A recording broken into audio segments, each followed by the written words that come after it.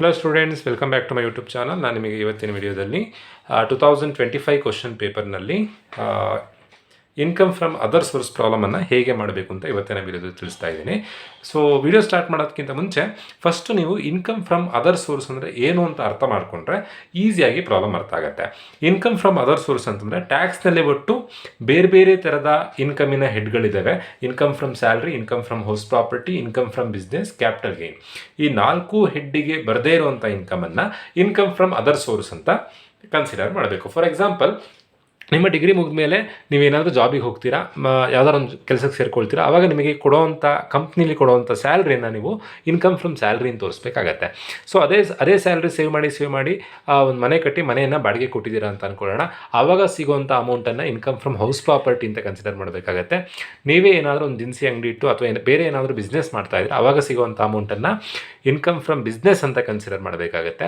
ನಿಮ್ಮ ಮನೆಯನ್ನು ಅಥವಾ ಸೈಟನ್ನು ಅಥವಾ ನಿಮ್ಮ ಹತ್ರ ಇರೋ ಅಸೆಟನ್ನು ನೀವು ತೊಗೊಂಡಿರೋ ರೇಟಿಗಿಂತ ಜಾಸ್ತಿ ರೇಟಿಗೆ ಮಾರಿದ್ರೆ ಆವಾಗ ಆಗುವಂಥ ಇನ್ಕಮನ್ನು ಕ್ಯಾಪಿಟಲ್ ಗೈನ್ ಅಂತ ಕನ್ಸಿಡರ್ ಮಾಡಬೇಕಾಗತ್ತೆ.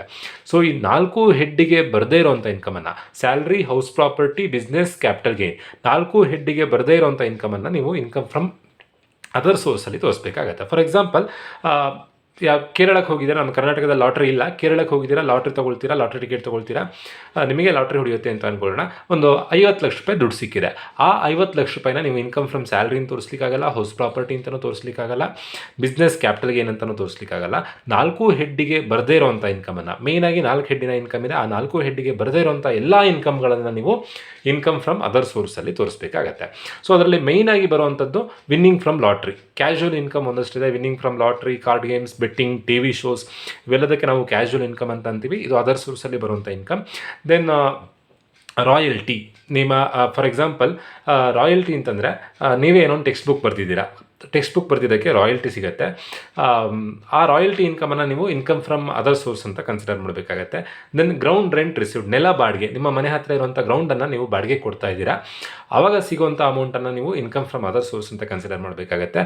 ನೀವು ಯಾರಿಗೋ ಸಾಲ ಕೊಟ್ಟಿದ್ದೀರಾ, ಆ ಸಾಲದ ಮೇಲೆ ಬಡ್ಡಿ ಬರ್ತಾ ಇದೆ, ಅದನ್ನು ಕೂಡ ಇನ್ಕಮ್ ಫ್ರಮ್ ಅದರ್ ಸೋರ್ಸ್ ಅಂತ ಕನ್ಸಿಡರ್ ಮಾಡಬೇಕಾಗತ್ತೆ.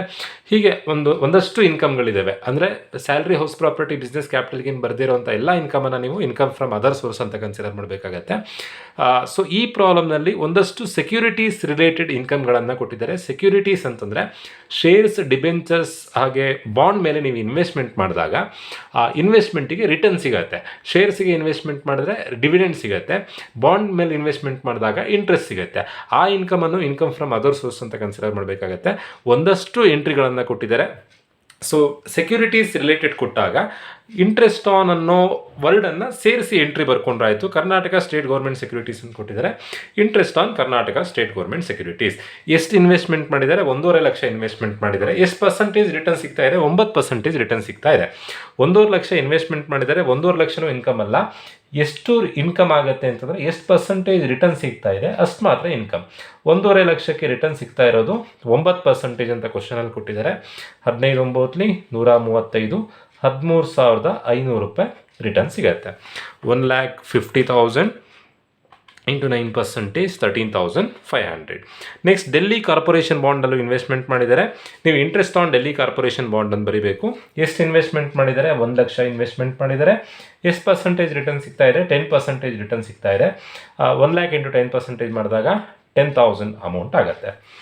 1 lac into 10% 10,000. Next Mumbai port trust bond, Mumbai bond ಮೇಲೆ ಇನ್ವೆಸ್ಟ್ಮೆಂಟ್ ಮಾಡಿದರೆ 2 ಲ್ಯಾಕ್ ಇನ್ವೆಸ್ಟ್ಮೆಂಟ್ ಮಾಡಿದರೆ ಸಿಗ್ತಾ ಇರುವಂಥ ರಿಟರ್ನ್ ಎಷ್ಟು ಪರ್ಸೆಂಟೇಜ್ ಅಂತಂದರೆ 12%. ನೀವು ಪರ್ಸೆಂಟೇಜನ್ನು ಮಲ್ಟಿಪ್ಲೈ ಮಾಡಿ ಬರೆದ್ರೆ ಆಯಿತು. 12 24,000 ರೂಪಾಯಿ ಇಂಟ್ರೆಸ್ಟ್ ಸಿಗ್ತಾ ಇದೆ.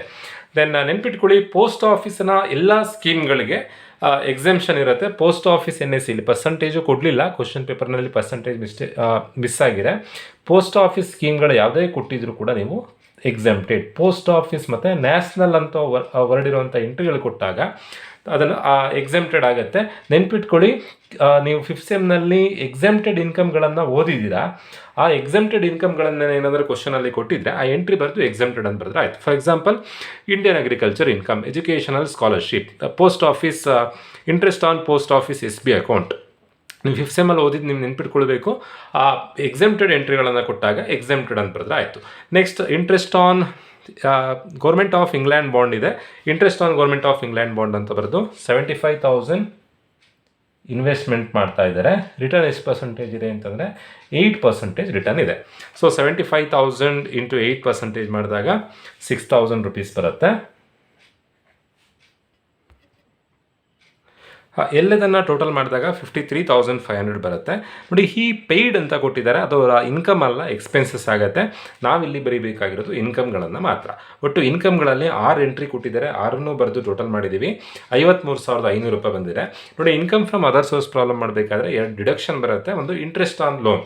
ಇಂಟ್ರೆಸ್ಟ್ ಆನ್ ಲೋನ್ ಯಾವಾಗ ಬರೀಬೇಕು ಅಂತಂದರೆ, ನೋಡಿ, ಹೌಸ್ ಪ್ರಾಪರ್ಟಿ ರಿಲೇಟೆಡ್ ಲೋನ್ ಮಾಡಿದರೆ, ಎಜುಕೇಷನ್ ಲೋನ್ ಮಾಡಿದರೆ, ಮ್ಯಾರೇಜ್ ಪರ್ಪಸ್ಸಿಗೆ ಲೋನ್ ಮಾಡ್ತಾ ಇದ್ರೆ, ವೆಹಿಕಲ್ ಪರ್ಚೇಸಿಗೋಸ್ಕರ ಲೋನ್ ಮಾಡ್ತಾ ಇದ್ರೆಲ್ಲ ಬರೀಲಿಕ್ಕಿಲ್ಲ.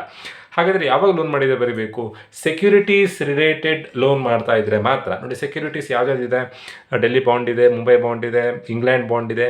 ಈ ಬಾಂಡನ್ನು, ಈ ಸೆಕ್ಯೂರಿಟೀಸನ್ನು ಪರ್ಚೇಸ್ ಮಾಡೋದಕ್ಕೆ ಲೋನ್ ಮಾಡಿದರೆ ಮಾತ್ರ ಆಗ ಇಂಟ್ರೆಸ್ಟ್ ಆನ್ ಲೋನನ್ನು ಬರೀಬೇಕು. ಈ ಕ್ವಶನಲ್ಲಿ ಇಂಟ್ರೆಸ್ಟ್ ಆನ್ ಲೋನೇ ಕೊಡಲಿಲ್ಲ. ಇಂಟ್ರೆಸ್ಟ್ ಆನ್ ಲೋನ್ ಕೊಟ್ಟು if it is taken for purchase of house property, ಆವಾಗ ನಾವು ಅದನ್ನು ಇಂಟ್ರೆಸ್ಟ್ ಆನ್ ಲೋನನ್ನು ಬರೀಲಿಕ್ಕಿಲ್ಲ. ಯಾವಾಗ ಬರೀಬೇಕು? ಸೆಕ್ಯೂರಿಟೀಸ್ ರಿಲೇಟೆಡ್ ಲೋನ್ ಮಾಡಿದರೆ ಮಾತ್ರ. ಬಟ್ ಈ ಕ್ವಶನಲ್ಲಿ ಇಂಟ್ರೆಸ್ಟ್ ಆನ್ ಲೋನೇ ಕೊಡಲಿಲ್ಲ. ಕಲೆಕ್ಷನ್ ಚಾರ್ಜಸ್ ಅಂತಂದರೆ, ನೋಡಿ, ಇದೆಲ್ಲದಕ್ಕೆ ಬಡ್ಡಿ ಸಿಗ್ತಾ ಇದೆ. 13.5 ಬಡ್ಡಿ ಸಿಕ್ಕಿದೆ, 10,000 ರೂಪಾಯಿ ಬಡ್ಡಿ ಸಿಕ್ಕಿದೆ. ಈ ಬಡ್ಡಿಯನ್ನು ಕಲೆಕ್ಟ್ ಮಾಡೋದಕ್ಕೆ ಬ್ಯಾಂಕಿಗೆ ನಾವು ಕಲೆಕ್ಷನ್ ಚಾರ್ಜಸ್ ಪೇಮೆಂಟ್ ಮಾಡಬೇಕಾಗುತ್ತೆ. ಕಲೆಕ್ಷನ್ ಚಾರ್ಜಸ್ ನೋಡಿ, he paid ₹1,000 as commission for collecting the interest amount. ಹಾಗಾಗಿ ಏನು ಕಲೆಕ್ಟ್ ಆಗಲಿಕ್ಕೆ ಏನು ಅಮೌಂಟ್ ಖರ್ಚಾಗ್ತಾ ಇದೆಯೋ ಅದನ್ನು ನಾವು ಕಲೆಕ್ಷನ್ ಚಾರ್ಜಸ್ ಅಂತ ಕನ್ಸಿಡರ್ ಮಾಡ್ತೀವಿ. 1,000 ರೂಪಾಯಿ ಅವರು ಕಮಿಷನ್ ಪೇಮೆಂಟ್ ಮಾಡ್ತಾ ಇದ್ದಾರೆ ಬ್ಯಾಂಕಿಗೆ ಈ ಅಮೌಂಟನ್ನು ಕಲೆಕ್ಟ್ ಮಾಡಿ ಕೊಟ್ಟಿದ್ದಕ್ಕೆ. ಸೊ ಈ 1,000 ರೂಪಾಯಿ ಅವರಿಗೆ ಎಕ್ಸ್ಪೆನ್ಸಸ್ ಆಗುತ್ತೆ. 53.5 1,000 ರೂಪಾಯಿ ಕಲೆಕ್ಷನ್ ಚಾರ್ಜಸ್ ಲೆಸ್ ಮಾಡಿದಾಗ ಬರುವಂಥ ಇನ್ಕಮ್ 52,500 ರೂಪಾಯಿ ಇನ್ಕಮ್ ಫ್ರಮ್ ಅದರ್ ಸೋರ್ಸಸ್ ಆಗುತ್ತೆ. Very simple problem. Income from other source problem ಕೊಟ್ಟಾಗ ಯಾವುದೇ ಕಾರಣಕ್ಕೂ ನೀವು ಇನ್ಕಮ್ ಫ್ರಮ್ ಅದರ್ ಸೋರ್ಸ್ ಪ್ರಾಬ್ಲಮನ್ನು ಸ್ಕಿಪ್ ಮಾಡಿಬಿಡಿ. ಕ್ವಶನಲ್ಲಿ ಕೊಟ್ಟಿರೋ ಎಲ್ಲ ಎಂಟ್ರಿ ಬರೆದರೂ ಕೂಡ ನಿಮಗೆ 5ಗೆ 3 ಮಾರ್ಕ್ಸ್ ಸಿಗುತ್ತೆ. Very easy concept. ಹೋಪ್ ಎಲ್ರಿಗೂ ವಿಡಿಯೋ ಅರ್ಥ ಆಗಿದೆ ಅಂತ ಅಂದ್ಕೊಳ್ತಾ ವಿಡಿಯೋ ಮುಗಿಸ್ತಾ ಇದ್ದೀನಿ. Thank you.